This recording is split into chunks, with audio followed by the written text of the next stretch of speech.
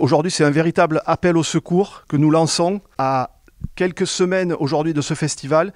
Si rien n'est fait, ça va être un drame. Cet été, les festivals incontournables en Provence sont dans l'incertitude.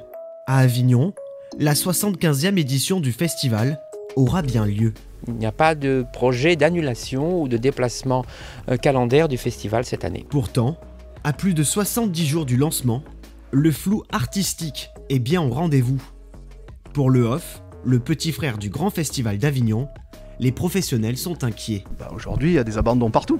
Aujourd'hui, il faut savoir qu'il y a un bon nombre de salles qui n'ont plus de spectacles. Habituellement, le festival Off accueille au mois de juillet plus de 1600 spectacles proposés par 1200 compagnies. Le Off cette année offrira aux spectateurs une version réduite. Pour l'instant, on a ouvert les inscriptions il y a une semaine. Et je crois qu'il y a déjà 300 ou 400 compagnies qui se sont inscrites, mais c'est impossible de dire le nombre de spectacles pour l'instant que l'on aura. Ce que l'on sait, c'est qu'on n'arrivera pas à faire 1600 spectacles comme les autres années. Ça, c'est sûr, parce qu'on a tous pris un peu conscience dans les théâtres et on réduit le nombre des créneaux. Donc il y aura moins de spectacles. Et on n'est toujours pas sûr de l'accompagnement que va nous apporter le ministère de la Culture. Je suis optimiste et j'y crois, on se prépare pour ça et j'ai envie que ce soit un festival historique. Donc on fait tout pour, vraiment on pousse de tous les côtés. Hier soir, la maire d'Avignon, Cécile L, a pu s'entretenir avec Roselyne Bachelot, résolument optimiste pour le Off. Roselyne Bachelot a été rassurante pour le festival Off. Elle m'a confirmé qu'il y aurait bien un fonds de solidarité mis en place. Les festivals d'Avignon In et Off auront lieu cet été, ça ne fait pas l'ombre d'un doute.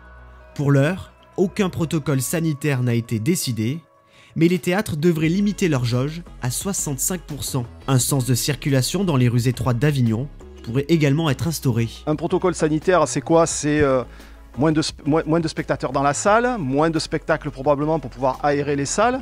Donc qui dit moins d'argent et malheureusement aujourd'hui on ne peut pas compter comme ça. Mais il faut savoir une chose, c'est que le Festival d'Avignon n'est pas un festival. Le Festival In est un festival, mais le Festival Off est un marché.